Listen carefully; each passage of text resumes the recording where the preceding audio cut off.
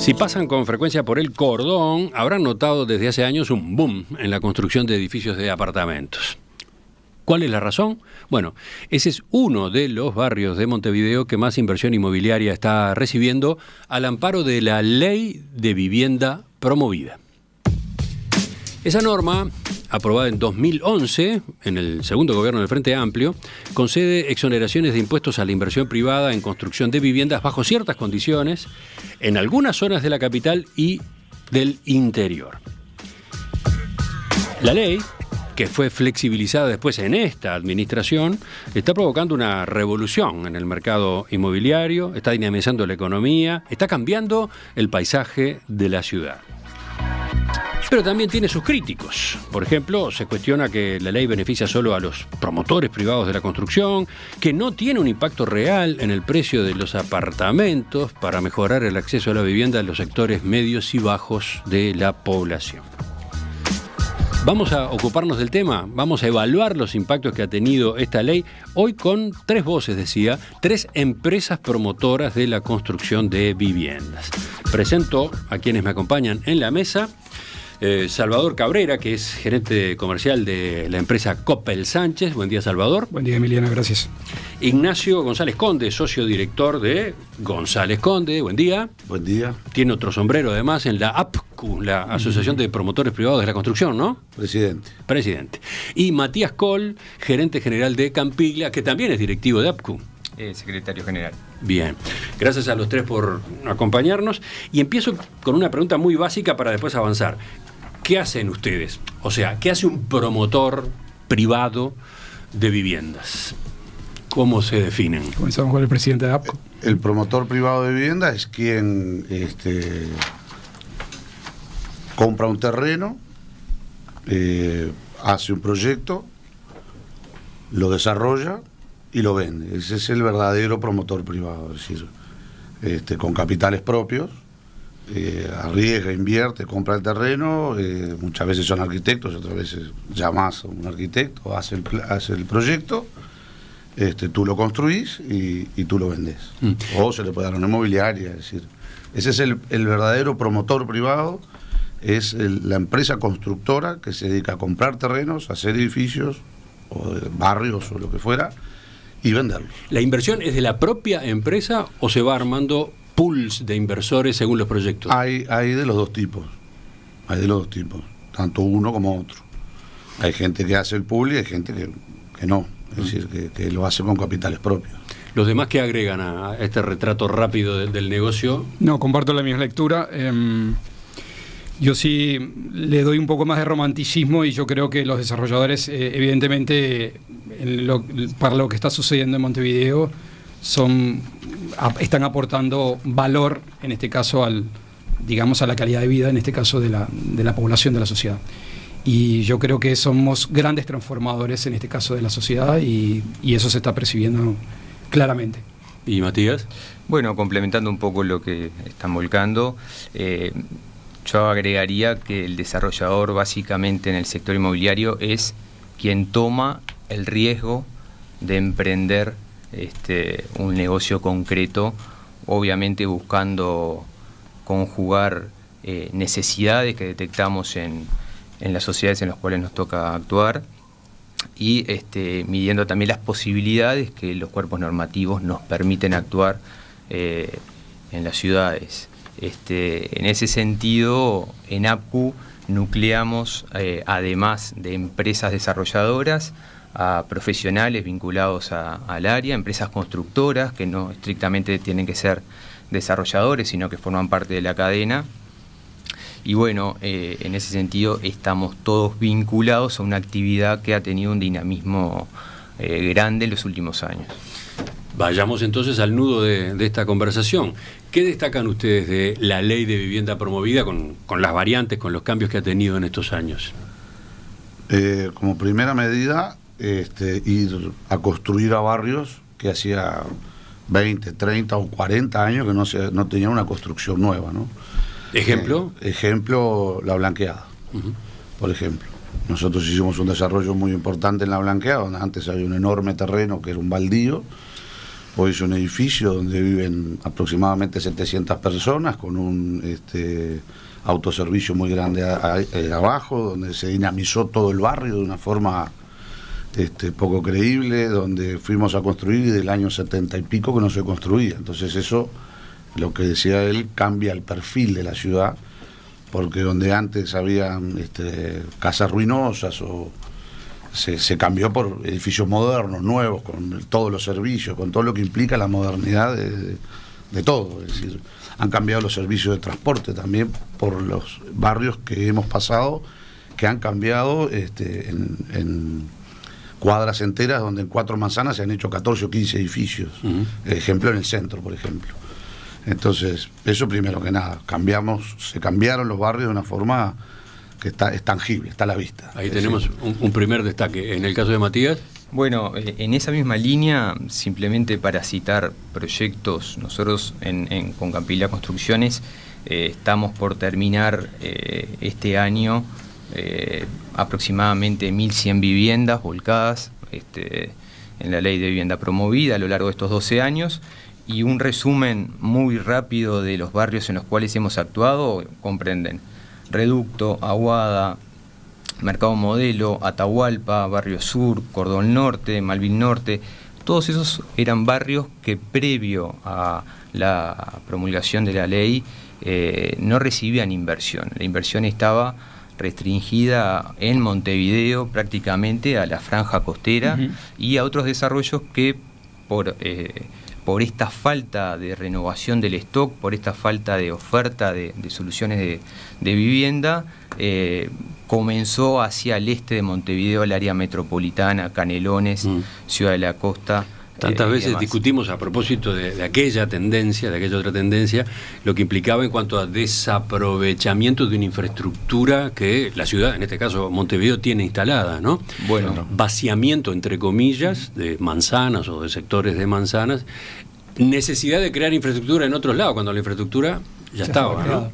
Y estaba completa, además. El tercer punto, en el artículo 3º de la ley, que establece los objetivos claramente. El tercero justamente era contribuir a la integración social y al mejor aprovechamiento de los servicios de infraestructura ya instalados. Eso era claramente un objetivo concreto para la utilización de toda la infraestructura instalada, sobre todo en las áreas centrales de Montevideo, que había sufrido un vaciamiento y una constante degradación.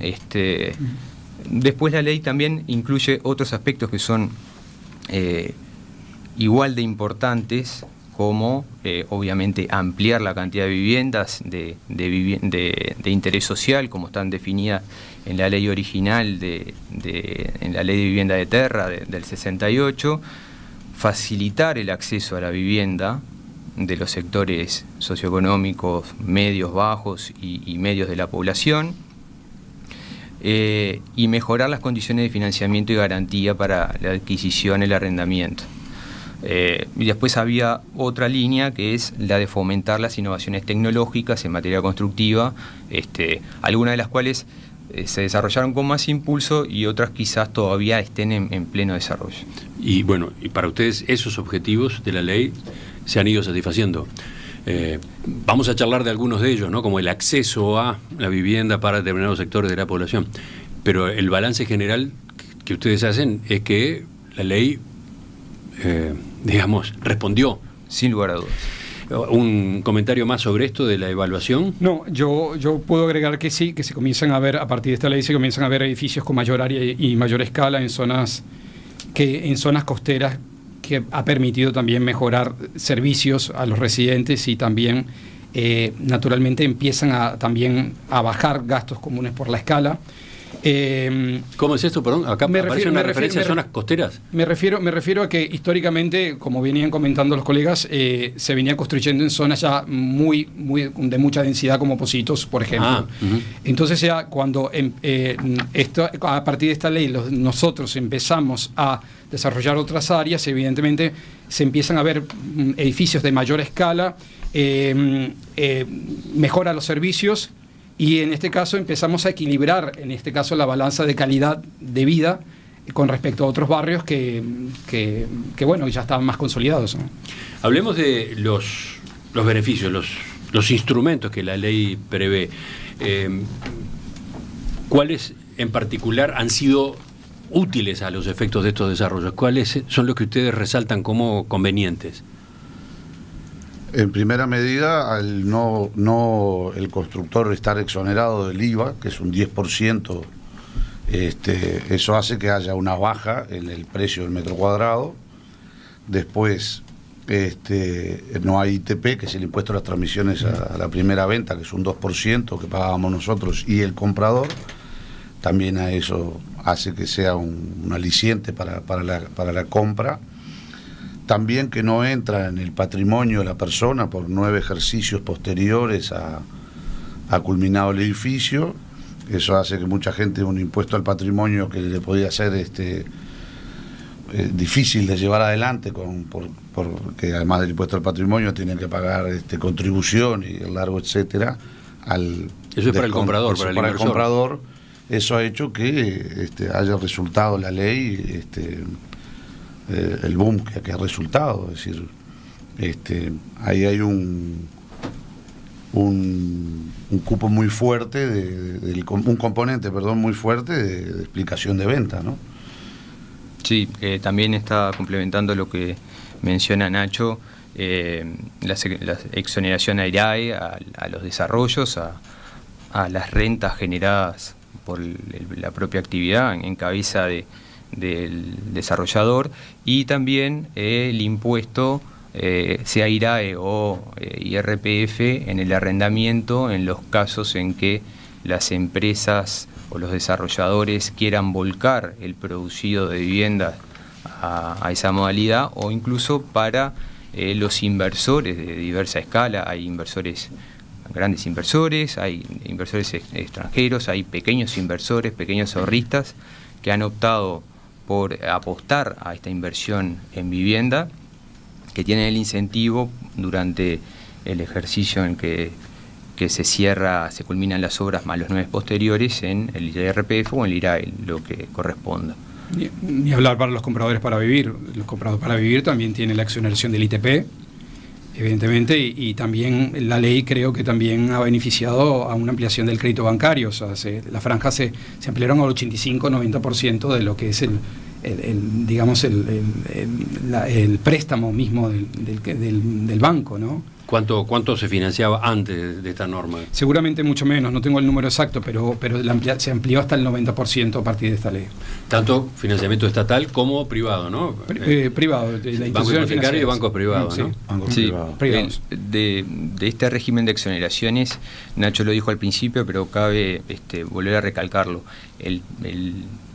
La exoneración del IVA a la primera enajenación y la exoneración del IRAE a las rentas de esta actividad son temas que inciden directamente en el precio de venta y, en definitiva, en la facilidad de acceso a las familias o los inversores que ven atractiva la posibilidad o de pasar a ser compradores en créditos hipotecarios de largo plazo, o directamente capturar inversiones que podrían estar en otros sectores, principalmente en los financieros, incluso fuera de fronteras, para traerlos y quedar invertidos en vivienda, renovando el stock y generando soluciones habitacionales. Y eso me parece que es lo más importante del régimen de exoneraciones. Ahora, dentro de unos minutos vamos a ver cómo impacta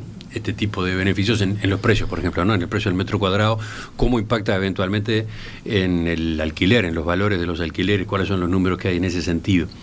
Pero estábamos recorriendo justamente cuáles son las exoneraciones, cuáles son los beneficios tributarios que implican una renuncia fiscal, ¿no? Sí. Y a propósito de esa renuncia hay discusión, ¿no? ¿Hasta qué punto debe llegar, sobre todo teniendo en cuenta los objetivos que se persigue? La renuncia está y no hay ninguna duda. La renuncia existe, el gobierno central deja de recabar estos impuestos que estábamos mencionando, pero en una parte. Es decir, no se menciona que de esa parte para atrás, todos, absolutamente todos los que proveen y trabajan hacia la obra, pagan los impuestos, profesionales, el que trae la arena, el gasoil, la nafta, la pintura, el pedregullo, es decir, el aluminio, el vidrio, hay 600 ítems que pagan impuestos.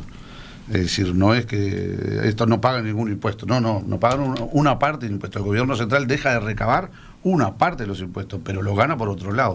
Sin ley, a los barrios que estamos yendo a construir, no íbamos a construir, ni siquiera los mirábamos los barrios. Y la prueba está que si pasaron 40 años o 30 años en un lugar donde no se construyó, es porque a nadie le interesaba. Esa afirmación es fuerte, es fuerte. Ni siquiera los mirábamos a algunos de esos barrios. Claro, no se miraban porque vos ibas a construir con toda tu impronta, a construir un lugar que no podías tener una bajada de precios, ibas a vender a un precio muy superior a lo que el barrio permitía pagar. No sé si me estoy explicando. Sí, no, entonces, no había compradores. El comprador iba a otras zonas. El comprador iba a otras zonas, porque una cosa que no se mencionó en el capítulo pasado, es que la ley no solamente habla de exoneraciones, sino que también habla de limitaciones en los metrajes. Habla de que tiene que haber tantos metros cuadrados de mesada de cocina, habla de que tiene que tener una hora de asoleamiento, habla de que si da determinado punto cardinal tiene que tener una tramitancia térmica distinta para que la gente que está adentro tenga menos gasto en la calefacción o más confort en verano por el tema de los calores. Habla de que las ventanas tienen que tener protecciones mecánicas para que esa persona no tenga que gastarlo después o gastarlo a lo largo del tiempo con un aire o con una estufa a cuarzo. Es decir, eso también nosotros nos limita, como eso nos limitan los metrajes, limita el precio. Porque si se pueden hacer 50 metros, no se pueden hacer 70. Por lo tanto, es decir, vale por los 50 metros que se construyen. Y con esa serie de limitaciones, que eso es muy importante también. Eso es una cosa que que se hizo en la ley y se hizo con la intendencia, con las intendencias. Cuando ustedes las llaman limitaciones, ¿son limitaciones o son exigencias? Son exigencias, son exigencias. Está bien. Da la impresión de que en algunos de los rubros que se mencionaban recién, también esas condiciones cuadrados benefician al comprador. Claro. Son exigencias que benefician al comprador. Porque benefician al comprador con respecto a otro tipo de construcciones. Exacto. Es muy fino el hecho de pensar que las exoneraciones, pues, digamos, las exenciones, es una mirada muy sesgada decir que por un lado hay exenciones cuando por otro lado se está dinamizando el sector de la construcción y una serie de sectores económicos que están regando con la ley, ¿no? Sí, justamente eso. Antes de la entrevista con Nacho estábamos repasando un informe elaborado por el CEIC, el Centro de Estudios Económicos de la Industria de la Construcción, donde ese estudio lo que reflejaba era que por cada dólar o por cada peso que se invertía en el sector de la construcción, ese coeficiente de multiplicación es por 4. Eso quiere decir que se mueve por 4 en el resto de las ramas anexas, industrias complementarias, proveedores, como dijo Nacho. Lo único profesionales también, por supuesto. Lo único que me gustaría aclarar es que además el capítulo de las exoneraciones tiene un límite que justamente a 12 años de impulsada la ley y teniendo en cuenta un periodo de construcción de 2 años de los primeros proyectos aproximadamente, hoy estamos viendo, o quizás el año pasado, ya como proyectos que fueron impulsados, que se colocaron, donde hay familias ocupándolos, cada uno de los edificios, ya salieron de ese régimen de exoneraciones y hoy es vivienda que tiene estas condiciones de constructivas, estas condiciones que mejoran la calidad de la vivienda y que hoy comenzarán a tributar de la misma manera que el stock más antiguo. Por otro lado, también recalcar que el régimen de exoneraciones comprende a lo que son los impuestos, digamos, nacionales en esa primera línea. hay toda una serie de tributos y de contribuciones y de impuestos que siguen corriendo. Los gobiernos departamentales se nutren de todas las viviendas que se producen y comienzan a colaborar en el sentido de contribuciones inmobiliarias, tributos, y además en algunos de los proyectos, en determinadas zonas, existen contraprestaciones de mejora a la infraestructura existente, que eso también hay que ponerlo sobre la mesa. Por ejemplo, y decir, bueno, Nacho capaz que puede hacer algún aporte respecto al proyecto de la bahía, pero hay contribuciones en la extensión de líneas de saneamiento, en la construcción de tramos viales que van asociados a proyectos impulsados por la ley. Ese tipo de mejoras en la ciudad a veces no se notan, corren por parte del privado en determinadas transacciones que existen con los gobiernos departamentales, y sin duda son mejoras a los barrios en donde quedan instalados nuestros proyectos. Claro. Nosotros por donde estamos construyendo no había saneamiento. Esa zona de Montevideo no tenía saneamiento y lo tenemos que hacer nosotros como contribución como contribución y contrapartida de exigencias municipales. Entonces, eso es una cosa que no hace el gobierno, y no hace el gobierno municipal, que es quien debería hacerlo. Bueno, se hizo la negociación, bueno, yo te hago el saneamiento de todo este barrio, 1 kilómetro tenemos que hacer el saneamiento. Ahí estamos hablando de la Rambla Portuaria. Bellavista, Capurro, La Tella. La Rambla Portuaria de ese lado. Exactamente, es decir, no tiene saneamiento. Y nosotros vamos a hacer las pluviales de toda esa gran zona, que hoy tienen una cantidad de problemas, también las tenemos que sacar. Y eso lo hace el privado. Es decir, es una contrapartida o una contraprestación de haber permitido en determinados barrios construir, porque la potestad de la zonificación... ¿La contraprestación es a cambio de la altura, por ejemplo? El plan ya salió cuando eso se instrumentó en el año 2009, 2010 o 2011, ya se prevía ahí con los arquitectos de la Intendencia, ya se prevía esa mayor altura, y es parte, ¿sí?, de la contribución de la altura. Es decir, las zonificaciones de las intendencias son potestad de cada intendencia. La ley ahí no se mete. Es decir, si Montevideo decidió zonificar de Avenida Italia al norte, son cosas que después cada gobierno decide qué quiere hacer con cada barrio, y ha sido un éxito. Pero en proyectos de determinada escala existen estudios de impacto de diverso tipo que pueden incluir mejoras en las infraestructuras instaladas. Eso es así. Enseguida retomamos esta entrevista a tres voces, en la que nos acompañan el contador Salvador Cabrera, gerente comercial de Coppel Sánchez, Ignacio González Conde, socio director de la empresa González Condes, y el arquitecto Matías Coll, gerente general de Campiglia. Varios barrios de Montevideo, por ejemplo Cordón, Palermo, Parque Rodó, Tres Cruces o La Blanqueada, están experimentando hace años un boom en la construcción de edificios de apartamentos. ¿A qué se debe este auge? Principalmente a la ley de vivienda promovida, que ya tiene 12 años y que, con algunos cambios durante su vida, habilitó exoneraciones tributarias a la inversión en construcción residencial bajo ciertas condiciones. ¿Cuáles han sido los impactos de esta norma? ¿Quiénes son los inversores? ¿Quiénes viven en estos apartamentos? ¿Mejoró el acceso a la vivienda? De eso estamos dialogando, analizando en esta entrevista, en la que nos acompañan Salvador Cabrera, gerente comercial de Coppel Sánchez, Ignacio González Conde, socio director en la empresa González Conde, y Matías Coll, gerente general de Campiglia. En el caso de Ignacio y Matías, además, se trata de directivos de APCU, la Asociación de Promotores Privados de la Construcción.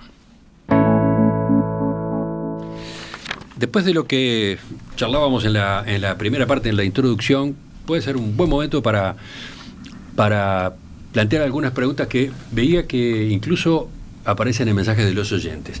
Una, por ejemplo, ¿no se está construyendo demasiado en este tipo de edificios? El movimiento es notorio, ¿no? Y hay quienes dicen, no se les está yendo la mano. ¿Qué responden?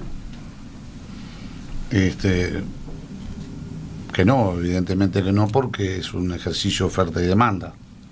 Es decir, ninguno de nosotros hace un edificio, no lo vende y sigue y hace otro al lado. Se construye porque se negocia, se vende, es un negocio atractivo y vas y construís al lado, o en el barrio enfrente o en otra cuadra, es decir. O sea, la necesidad existe. La necesidad existe, nosotros la tomamos esa necesidad y lo construimos, y si se vende es una unidad de negocios y funciona como tal. Somos los mayores tomadores de riesgo en todo caso. Somos los mayores tomadores de riesgo, y ese riesgo va asociado a que a simple vista está. Sí, a ver, el mercado inmobiliario es, y particularmente el de vivienda promovida, es un mercado que no escapa a las reglas básicas de oferta y demanda. En ese sentido, también la realidad de nuestro mercado es que la oferta está atomizada en una cantidad de desarrolladores, y así también la demanda. Entonces, en el entendido de que tanto oferta y demanda están atomizadas, hay un montón de actores, hay un equilibrio que se da naturalmente, en donde quienes toman el riesgo y pueden ver si la necesidad de mayor stock o el riesgo de construir excede la capacidad de prosperar en el negocio, va por parte del desarrollador. El rol que ha jugado los diferentes gobiernos en este sentido ha sido el de liberar o el de restringir. Esto sucedió concretamente, quizás no directamente, no con esa intención, pero sí como producto de los cambios que sufrió la ley en 2014 y en 2017, y cuando nosotros a través de APCU tuvimos instancias de diálogo con las autoridades de aquel momento, como con las actuales, todos tienen una impronta diferente. Algunos planifican en los presupuestos quinquenales la cantidad de vivienda, tratan de dimensionarlo, y eso va acorde a los cambios normativos.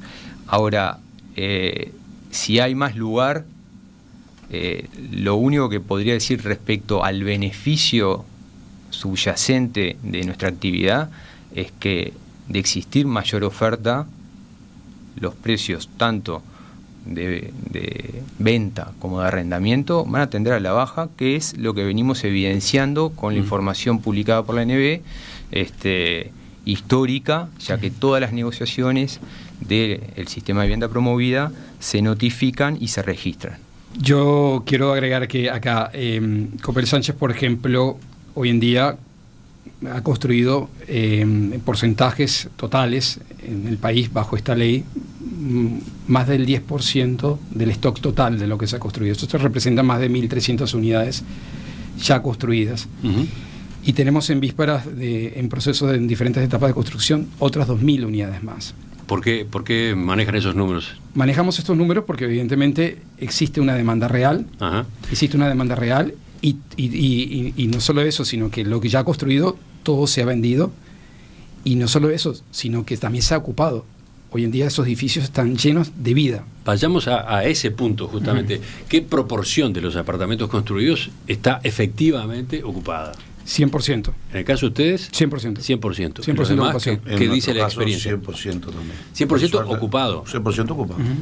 No solo vendido. Vendidos y ocupados. Y ocupados. Sí, ¿Y por qué está ese comentario que se escucha con frecuencia de alguien que vive en tal zona, en tal otra, recorre, camina y dice, acá hay un edificio enorme, nuevo, y veo que falta gente, que no está ocupado? Bueno, primero aclarar, la experiencia de estas tres empresas es que ni bien finalizamos una obra, naturalmente hay un proceso de ocupación que demora, en el mejor de los casos, algún mes, pero hay un proceso en el cual la obra se ve prácticamente terminada, aún no lo está, aún no se da ocupación, pero por citar un caso muy reciente, nosotros finalizamos en diciembre del año pasado una etapa de un proyecto de 344 viviendas en Malvin Norte.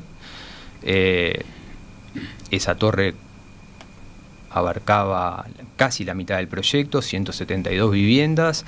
No todas estaban vendidas, algunas todavía están en proceso de venta. pero tanto las familias que adquirieron vivienda, que naturalmente dieron ocupación inmediata, como los inversores y viviendas que la propia empresa volcó al mercado de arrendamientos, tuvo una receptividad inmediata y hoy está prácticamente ocupado. Un proyecto de 172 viviendas. Paso en limpio. A ver, en ese proyecto en particular, lo que tú mencionabas es, por un lado, familias que compraron, se mudaron. Sí. Y después hay dos tipos de apartamentos que van a alquiler. Unos que han sido comprados por inversores, o sea, los compran para eso. Exacto. Y otros que quedan en poder de la empresa promotora y que también se vuelcan al mercado de alquiler. Es así. Y lo cierto es que, lo que señalabas es que, en definitiva, las tres líneas llevan a que todas esas viviendas estén ocupadas, por una forma o por la otra. Es que ese es el objeto por el cual desarrollamos. O sea, en Montevideo, quizás no extrapolando negocios inmobiliarios de otras ciudades, no es buen negocio construir para que quede vacío. No se construye con esa intención, se construye para viabilizarlo a través de alguno de los caminos, para facilitar en definitiva el acceso a la vivienda, sea por compra directa de la familia o sea por arrendamiento. Un dato, Emiliano, que no es menor y además es oficial, que es de la ANB.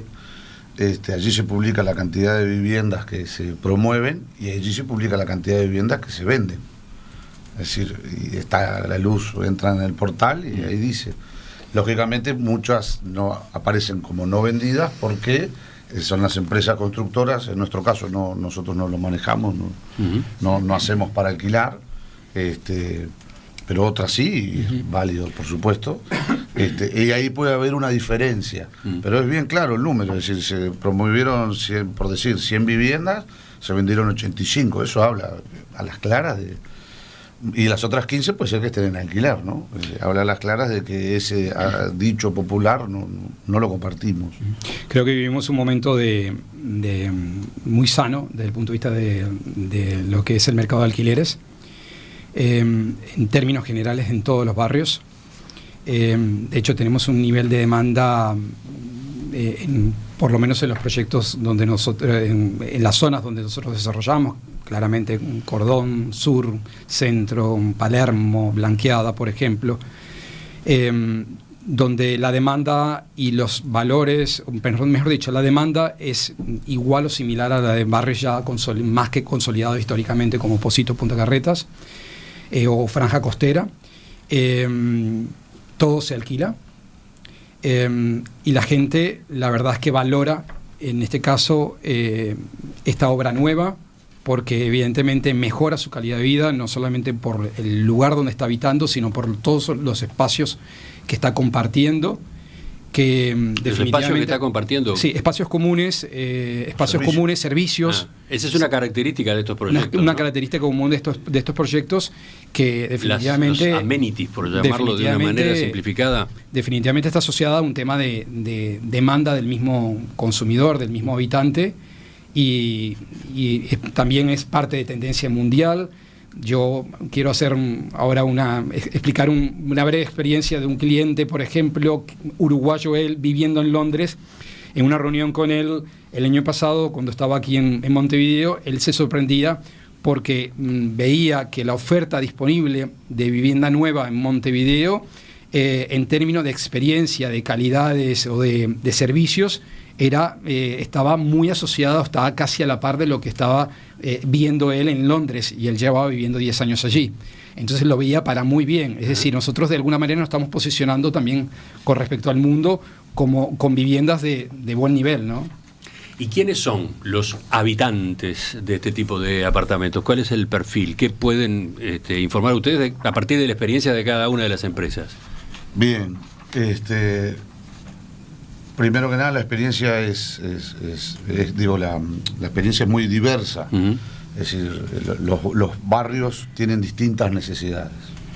Eso es lo primero. No podemos afirmar que nos compran un porcentaje X para invertir o un porcentaje X para vivir, porque nos ha pasado que tenemos edificios que son en el 80% de gente para vivir en determinados barrios. La gente es del barrio, volvió al barrio, caso Centro, La gente del barrio, del centro, les gusta y van a vivir. Y tenemos un porcentaje de ventas de gente que compra para invertir y alquilarlo. Y tenemos en otros barrios que se da al revés, o mitad y mitad. Es decir, yo desde el punto de vista de nuestra empresa no podemos afirmar, decir, no, se vende para invertir o se vende para vivir. Se vende según los barrios. Nos hemos quedado sorprendidos en distintos barrios de Montevideo que en el proyecto que estamos desarrollando ahora es una enorme cantidad de gente que es para familias para vivir. Pero a ver, yo estuve haciendo una lista a partir de consultas. Ustedes me dirán si está bien este espectro, con la aclaración que realizaba Ignacio recién, de que depende de las zonas, depende de las empresas. Porque tenemos parejas jóvenes, inmigrantes, estudiantes del interior, cuyos padres adquirieron un apartamento en Montevideo para que les sirva, por ejemplo, en la época de estudio en la universidad, en la facultad, personas divorciadas o separadas, personas de tercera edad, turistas también, o sea, también. Algunos de estos apartamentos terminan formando parte de la oferta de Airbnb, por ejemplo. A ver, ¿qué dicen? Ofertas temporarias también, sí. ¿Hay de todo esto? Hay de todo eso. Y yo creo que es bastante acertado esa identificación a nivel demográfica de quienes habitan estos edificios. Ahí entran los barrios, los edificios. También. Hicimos un edificio en el centro que nos compraron muchísimos padres para hijos que hoy tienen de repente 15, 17 o de edades similares, que tienen un periodo largo de que van a venir a estudiar la facultad por las distintas edades de los hijos y compran y vienen a vivir los hijos. Eso es así. En el centro nos pasó eso y eso no es para alquilar. Y nos pasó en otros barrios que es para alquilar. Es decir, por eso te decía, dependiendo de los barrios, pero esa descripción que tú haces es así, es completamente. Hay una realidad que tenemos, y ¿por qué el mercado de alquileres es muy dinámico y vive un momento muy sano? Y la realidad es que buena parte de la población, cuando quiere acceder al crédito, evidentemente, más allá de las tasas o cómo están configurados los productos financieros para la sociedad en general, la realidad es que la gran dificultad que tiene la mayoría de la población es lo que llaman el down payment, la inicial, ¿no? El aporte inicial para poder acceder, en este caso, al crédito, más allá de las condiciones que exige, en este caso, el sistema bancario. Por tanto, en ese sentido, al tal vez tener una capacidad limitada de ahorro y en este caso también con esas restricciones a nivel del sistema bancario, que yo creo que hay mucho margen para mejorar, la gente se vuelca en este caso al alquiler. Y se vuelca al alquiler y también hay ciertos comportamientos que han venido cambiando, ¿no? Hoy hay mucha gente, especialmente las nuevas generaciones, ya no piensan en comprarse la casa de sus sueños o la casa de su vida, ¿no? Ya prefieren en este caso ir con la mochila más liviana y prefieren en este caso estar en régimen de alquiler, por ejemplo. Ahí está, tenemos cambios de tendencias también, tendencias de comportamiento, costumbres, ¿no? Costumbres, sí. Sí, para complementar lo que Salvador está exponiendo, cabe destacar que, a modo de ejemplo, en el informe de precios de viviendas promovidas que publica la ANB, en el segundo semestre del año pasado, donde se registraron 965 compraventa de unidades, el precio promedio de ese metro cuadrado que se vendió fue el más bajo de los últimos 9 años. O sea, estamos hablando que fue promedialmente el valor de esas transacciones en el entorno de 14.229 unidades indexadas por metro cuadrado, siendo el más bajo de por lo menos lo que el periodo que comprende este informe, que parte en 2015, el primer semestre de 2015. Eso a lo que apunta es que la ley, con sus modificaciones en el 2020, ha sido efectivo en el impulso de vivienda que tiene su correlato en el precio. Y lo mismo sucede... Esos son números generales, ¿no referidos a este tipo de viviendas? No. Estos son números estrictamente de vivienda promovida. Ah, perfecto. Esa es la aclaración que quería hacer. Es de vivienda promovida. Es dato de la ANB. Ahí está.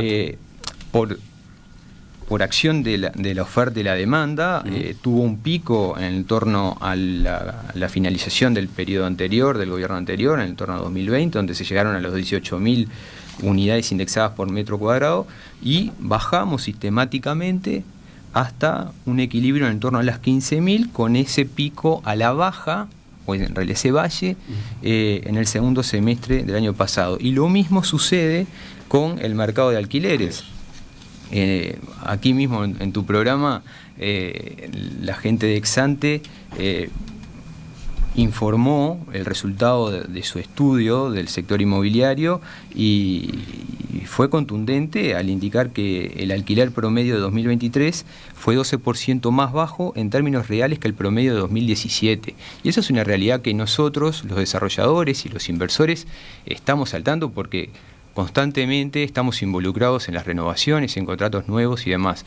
O sea que si la ley fue efectiva en sus objetivos, podemos decir que sí, pero hay todavía campo para mejoras, sobre todo referido al tema del acceso a los créditos hipotecarios, que es el gran debe de las últimas, por lo menos 2 décadas. Ese es uno de los puntos que me gustaría tratar enseguida en la última parte de esta entrevista a Tres Voces.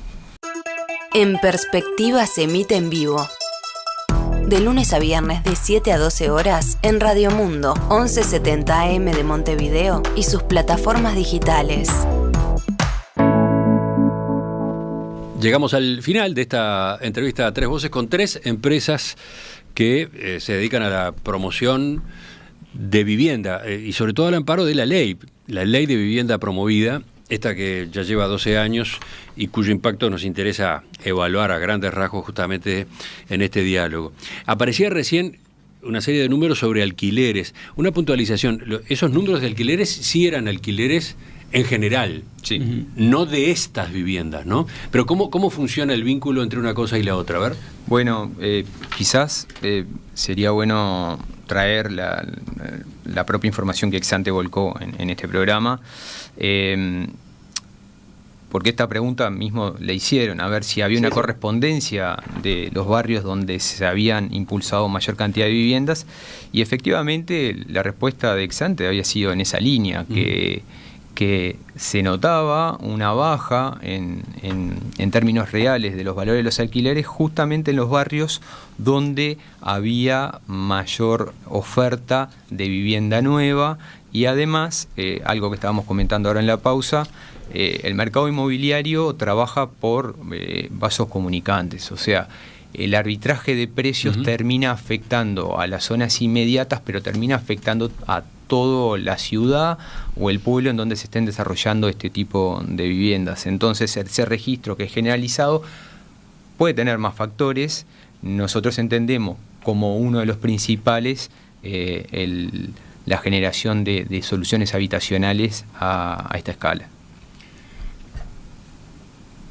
Tengo acá mensajes de oyentes, una cantidad, les aclaro, es una señal, es un indicador de que este asunto está en la agenda, ¿no? Y de que está vinculado con inquietudes, con preocupaciones, con intereses de una parte de la población. Por ejemplo, acá estábamos hablando de alquileres, ahora hablemos de compra. El mensaje es muy cortito, dice, acá una joven que quisiera comprar, pero resulta que un préstamo, siendo persona sola, resulta casi inviable, dice Paula. ¿Qué responden a propósito de este tipo de situaciones? La mayoría de los desarrolladores, por lo menos en nuestro caso, ofrecemos al comprador financiación durante el proceso de la obra, sin intereses, sin recargos. Eso permite que la persona pueda acceder con un mínimo inicial a comprarse la casa de su vida, en todo caso, de sus sueños. Y en este caso pagarla durante el proceso de obra, que puede demorar entre 24 y 32 meses aproximadamente. En ese sentido, hay una facilidad. Después, por otro lado, también... Pero claro, depende del tipo de ingresos, del monto de ingresos, de sueldo, de es salario cierto, que tenga la persona. Porque está todo adecuado al importe que va de la vivienda que quiere comprar. Después, por otro lado, es cierto que los promotores, yo diría que en nuestro caso estamos trabajando continuamente en cercanía con el sistema financiero, con la banca privada, con el BHU. Por ejemplo, tenemos una relación histórica donde tratamos de impulsar, en este caso a través de banco, el acceso, en este caso, al crédito hipotecario. Es cierto que ya depende de la decisión, en este caso, del mismo banco. pero creo que facilidades hay, como decíamos en el bloque anterior, aún hay mucho para avanzar, ¿no? Claramente, hay la Asociación de Promotores Privados justamente lo que habla, que somos promotores privados en la gran mayoría de los casos, la gran mayoría de los casos, de empresas promotoras financian. Se financia en la obra o se financia 20, 30, 40, 50, 60 meses después de terminado el edificio, se sigue financiando. Es decir, no es que sea difícil que no pueda comprar, porque hay que estudiar el caso y hay que estudiar cuánto es que gana, por supuesto. Es decir, esa persona para ver cómo se puede financiar, pero las empresas constructoras financiamos es decir, se trata directamente, hay un ahorro de todo el sistema, hay un ahorro en la inmobiliaria, hay un ahorro de nuestra óptica, por los datos que estamos volcando, que son públicos, no existe un problema de precio, sino hay que mejorar los instrumentos para poder acercar justamente la oferta y la demanda, esos hogares que tienen ingresos, como el caso de Paula que envió el mensaje. Igual el sector privado es consciente de estas limitaciones que a veces no nos acercan a poder ofrecer soluciones para que puedan acceder a esos créditos. Existen otros planes, como el Entre Todos, que básicamente es vivienda promovida con tope de precio, pero lo más relevante, y en esto nosotros le dedicamos bastante tiempo durante la pandemia, en reuniones en Torre Ejecutiva, con OPP, con los principales fondos previsionales, para ver cómo instrumentar un acercamiento justamente para dar solución a estos hogares que tienen ingresos más reducidos, estables y demás, pero que no lo podían hacer. Entonces surge el plan Entre Todos, que tiene un subsidio concreto a la cuota, al crédito hipotecario, que a veces se puede utilizar para la entrega inicial o para la cuota en el periodo de 20 años, instrumentado a través del banco hipotecario. Muy importante ese subsidio, 90%. Es un plan paralelo, complementario, con los mismos requerimientos, con la misma calidad de vivienda promovida, pero que a nuestro juicio también precisa ciertas calibraciones para que empiece a ser realmente efectivo en Montevideo. En el interior ha tenido más relevancia. Martín, otro de los oyentes, manda este mensaje: escuchándolos y habiendo leído algo al respecto, llego a la siguiente hipótesis: se ha promovido el acceso a la vivienda, pero no a la propiedad. ¿Qué dicen sobre esa diferenciación?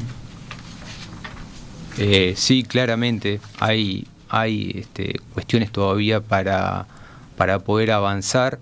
El acceso estaba definido en términos de compra, de arrendamiento y de arrendamiento con opción a compra. Así lo definió el artículo 3º de la ley. Me parece que ese es el gran tema a mejorar en la ley, más que limitar la oferta o de generar cuestionamientos, ya que los resultados más que positivos de todo punto de vista han mejorado el stock habitacional, han generado renovación y bueno, han afectado a un equilibrio tendiente a la baja, en tanto en precios como en valores de arrendamientos. Yo lo que quería preguntarles para terminar viene por el lado de cómo sigue esto. O sea, este empuje que hemos visto, este boom, podríamos denominarlo, ¿tiene resto todavía? ¿O va a seguir en la medida que justamente se realicen ajustes en la normativa para abarcar otros sectores de la población, otras zonas de Montevideo del interior? Yo creo que si debo decir algo sobre la ley, es que la ley en estos momentos sí es muy positiva. De hecho, a partir de los cambios que se hicieron en el 2020, definitivamente mejoró las condiciones generales, impulsó mucho, dinamizó mucho más la construcción y evidentemente benefició no solamente a la ciudad de Montevideo, sino también al interior del país. Benefició a cualquier cantidad de sectores. Sigo pensando que en el caso específico de Montevideo, estas ciudades donde la gente quiere vivir, las ciudades donde la gente quiere vivir, y evidentemente nosotros vemos con muy buenas perspectivas futuro. De hecho, por algo estamos en proceso de construcción de 2.000 unidades más, y tenemos terrenos comparados para seguir construyendo en el futuro. O sea, esto va a seguir. Sí. Los otros planes que vienen a aportar para otros segmentos de la población. No es que le saquen o le agreguen, es decir, son cosas distintas. Esta ley, como está, funciona bien, tiene una mano de obra empleada que es enorme, y la que venga o sustituya o que sea de menor como la de Entre Todos es otra ley que es para otra cosa, otros barrios, con las mismas exigencias de calidad de vivienda, pero en otros barrios de Montevideo. Nosotros nos estamos informando fuertemente de eso, fuimos partícipes en algunas cosas de eso, y es otra cosa, no es que le venga a sacar esta otra ley, es para otros barrios, para otra, tiene otro financiamiento, es distinto, pero no creemos que le venga a sacar a la ley de 18795. Sí, la expectativa es que la ley pueda seguir en las condiciones actuales impulsando la oferta de vivienda, pero reitero que hay un capítulo pendiente que es el de facilitar o creativamente tratar de buscar una solución que pueda ser más amplia en el otorgamiento de créditos hipotecarios, justamente para los hogares que tienen ingresos más en la franja media y media baja de los deciles de ingreso de todo el país. Mientras tanto, seguimos aportando valor al desarrollo específicamente de la ciudad donde estamos, Montevideo. Hay muy buen aporte en todos los sentidos de la palabra. Riega en servicios, riega incluso hasta, me atrevería a decir un tema sensible, hasta la cesación hasta incluso la misma cesación de seguridad. Estamos hablando de habían calles, barrios que de alguna manera se fueron despoblando, y con la llegada de nuevos desarrollos inmobiliarios, evidentemente se viene después un local comercial que es el almacén de la esquina, y así una serie de servicios que evidentemente pues hacen que se regeneren incluso esas mismas zonas. A los hechos nos remitimos. Y atendiendo una gran cantidad de mano de obra, directa. Sin duda alguna. Gran cantidad de mano de obra. Ignacio González Conde, Salvador Cabrera, Matías Coll, representantes de la empresa González Conde, la empresa Coppel Sánchez, la empresa Campiglia. Les agradezco que nos hayan acompañado esta mañana para hacer esta recorrida que por supuesto es incompleta.